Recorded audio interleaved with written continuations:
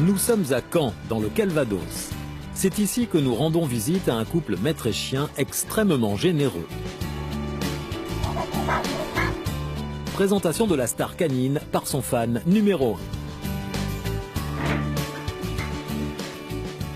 Bonjour, je vous présente Rosalie. C'est un chien star sur internet. On va vous faire voir ça. Ce labrador de 8 ans a créé il y a 1 an son propre blog. Et oui, un chien cyberstar, c'est une première. Son impresario nous dévoile les coulisses de son site. Quand on est sur le blog, on a vraiment le sentiment que c'est Rosalie qui écrit, qui relate ses aventures. Et souvent, c'est caractéristique de Rosalie, donc un peu naïf et souvent à hauteur 40 cm du sol. Voilà, donc c'est un petit côté atypique et rigolo. Ça permet moi aussi de laisser libre cours à mon humour, à mes blagues et me permettre de faire des choses qu'on peut pas faire dans la vie au quotidien. Je les fais ici. Les délires, ils sont nombreux et variés. On peut aller voir des matchs de foot qui vont être commentés par Rosalie. On a joué au bowling ensemble, par exemple. Ce qui m'amuse surtout quand je fais ce genre de délire, c'est que le chien adhère totalement. Dès qu'elle me voit sortir l'appareil photo, elle sait, ah, aïe, on va jouer, on va s'amuser, on va faire des scénarios. Pour la Saint-Valentin, on la voit avec un beau repas, un menu très alléchant, donc entrée de foie de volaille en conserve de jus mariné, délices de canibouffe accompagnées de ses croquettes fondantes aux légumes. Donc un repas de chien qu'elle a partagé avec le chat en tête-à-tête. Si Johan, âgé de 27 ans, rend hommage à sa chienne sur la toile, c'est qu'il lui doit beaucoup. Il y a 4 ans, sa vie bascule. Suite à des problèmes personnels, Johan perd tout ce qu'il a. Grâce à son père et à l'amour de Rosalie, Johan ne devient pas SDF. Alors, conscient de sa chance, il décide d'utiliser la récente notoriété de sa chienne pour venir en aide aux plus démunis. À quelques détails près, je vivais aussi dans cette rue, j'ai connu ces périodes difficiles. Donc voyant l'audimat et l'impact qu'avait Rosalie sur Internet, l'idée est venue toute seule de se dire il faut qu'on fasse quelque chose pour aider les SDF. Et pourquoi pas faire une gamelle pleine, utiliser le blog pour communiquer. Donc j'ai appelé la Croix-Rouge, je leur ai dit écoutez, voilà, j'ai une idée. Ils m'ont ouvert les bras, ils m'ont dit mais très très bien, vas-y, fonce. Il me restait plus qu'à collecter les croquettes.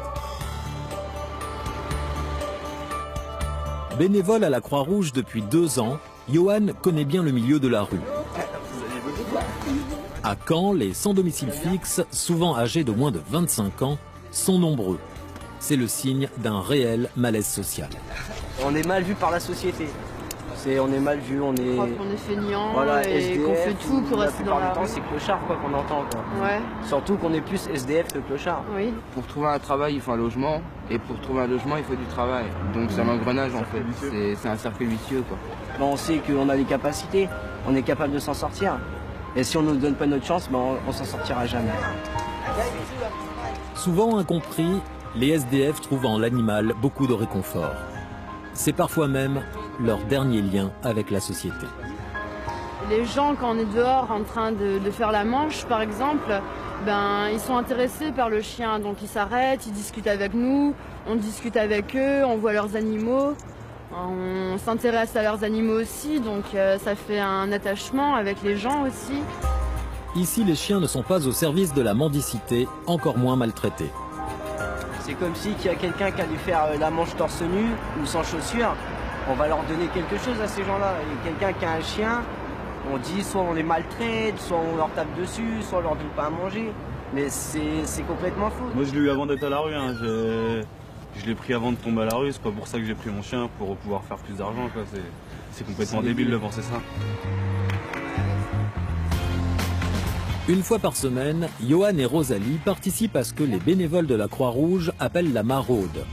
Le principe, donner rendez-vous aux SDF à des endroits stratégiques ou aller à leur rencontre afin de distribuer nourriture et vêtements. 1 heure avant, l'équipe prépare le chargement, sous l'œil attentif du seul bénévole canin.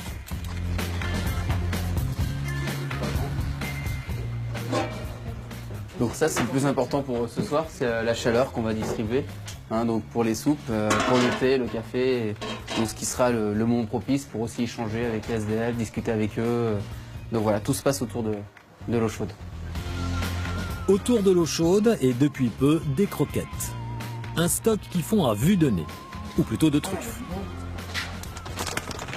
Donc ça, c'est les croquettes qu'on a reçues parmi les dons depuis le début de l'hiver. Donc on les stocke tout ici. On a à peu près 200 kilos ici actuellement, mais on a collecté pour 860 kilos à peu près pour tout l'hiver. Ce qui nous permet d'en distribuer dans tout le département. Donc c'est centralisé là, mais régulièrement on en apporte dans les autres villes. En tant que spécialiste, Rosalie choisit le meilleur pour ses amis dans la détresse. Voilà, donc maintenant dans le camion, on a aussi la place pour les croquettes. Donc chose qu'on n'avait pas l'hiver dernier et j'espère que le prochain hiver, on aura encore plus de place. La Croix-Rouge de Caen peut compter sur 90 bénévoles motivés. Il est 19h. Le temps presse. Les premières personnes attendent le camion avec impatience. Un camion qui, une fois sur place, est pris d'assaut. La distribution peut commencer.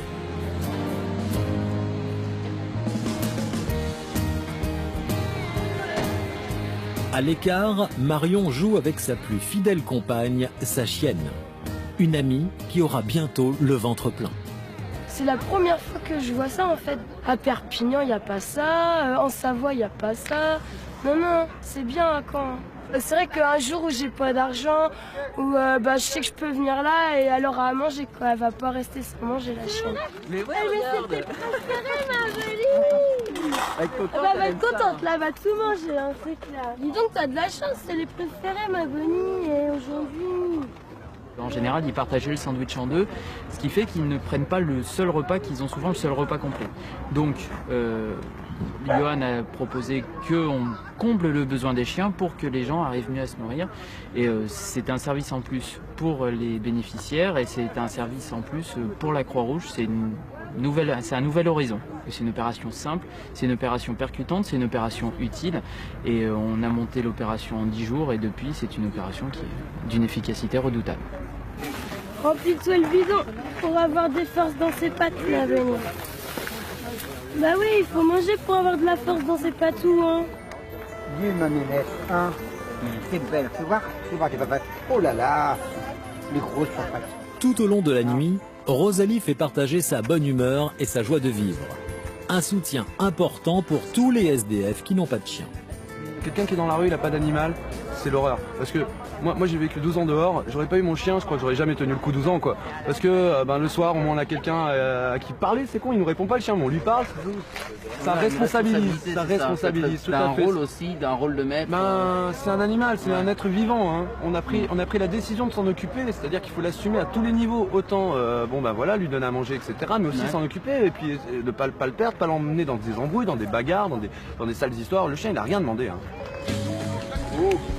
Tu demandes quelle c'est toute cette attention, hein. On ne le répétera jamais assez, l'importance d'un animal auprès d'un SDF est inestimable. Une fois rassasiés et les corps réchauffés, ces habitants de la rue trouvent auprès des bénévoles une oreille attentive. C'est le moment qu'a choisi Marion pour se confier. Et en fait, j'ai pris un chien à cette époque-là parce que j'avais besoin de me rattacher à quelque chose. Sinon, je serais plus là, donc c'est toute ma vie, ma chienne. Ça m'émue quand je dis ça. Ça fait 4 ans et demi qu'on vit notre vie ensemble et voilà quoi. Elle a fait de la route, ma chienne, elle voyage, hein. Du train, du camion, tout. Elle a l'habitude de voyager quoi. Et voilà quoi. Elle est tout le temps là quand je vais pas bien. Quand je pleure, elle vient, elle me fait des petits bisous. Alors du coup, ça me redonne le sourire. Je dis t'inquiète, maman, elle va bien. Et puis voilà. Et c'est reparti et puis ça va mieux et voilà. C'est fusionnel entre moi et ma chienne. Il y en a qui me disent que c'est un petit peu trop, mais moi, ça me dérange pas. Deuxième point de rendez-vous, le port. C'est là que nous retrouvons Johanna.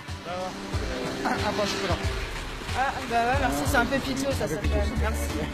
Cette jeune étudiante salue l'action de Gamelle Plaine, car pour elle, chaque centime compte. C'est vrai que tous les soirs, on vient et c'est vrai que c'est bien d'avoir tous les soirs des croquettes, quoi. Et là, ces derniers temps, c'est vrai que ça fait 2 semaines où on n'a plus acheté de croquettes. Et pourquoi? Parce qu'on a celle-ci et c'est vrai que c'est pratique. Surtout en plus de femelles, merci. On est hyper content de trouver des jeunes comme ça qui envie de s'en sortir absolument. Hein, donc, puis avec les chiens, c'est vrai que ça leur fait une compagnie, enfin c'est magnifique, moi, c'est vrai que ça fait plaisir. Rosalie, elle, mène 2 combats, l'un contre la misère, l'autre contre la maladie. Depuis 1 an, la chienne est atteinte d'un cancer. Après avoir subi 2 lourdes opérations, le cancer s'est généralisé. Rosalie, elle est condamnée, ses jours sont comptés maintenant, et de voir qu'elle va pouvoir, avant de partir, qu'elle ait pu changer les choses, c'est génial. C'est génial. Quelque chose qui, toi, te touche profondément? Ouais. Ouais, ça me touche. Parce que, au moins, sa petite vie de chien, qui aura duré 8 ans, j'espère 9, peut-être même 10, ce serait fantastique. Bah, au moins, sa petite vie de chien, elle va changer quelque chose. Et derrière elle, parce que ça va continuer.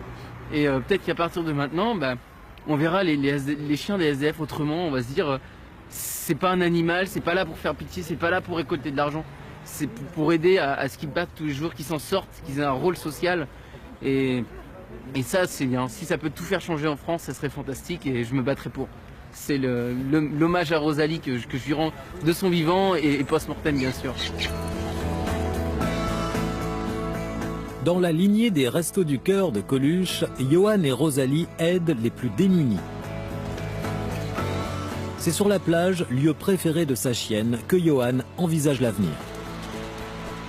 Ce que j'aimerais vraiment pour Gamelle-Plaine, ce serait qu'on puisse déjà l'élargir aux autres villes de France, que le modèle soit copié dans chacune des régions, que tous les chiens des SDF puissent retrouver un peu de croquettes tous les soirs et qu'au moins les SDF n'aient plus à se soucier de dire qu'est-ce qu'il va manger et qu'ils puissent aussi se concentrer sur d'autres problématiques, ils ont beaucoup de soucis.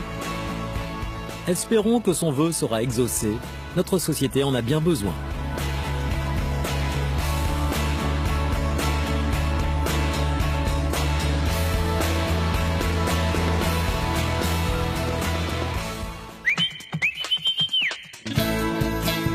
On se retrouve le week-end prochain avec un reportage exclusif au Liban Sud. Exceptionnellement, notre caméra a pu suivre le quotidien des casques bleus français.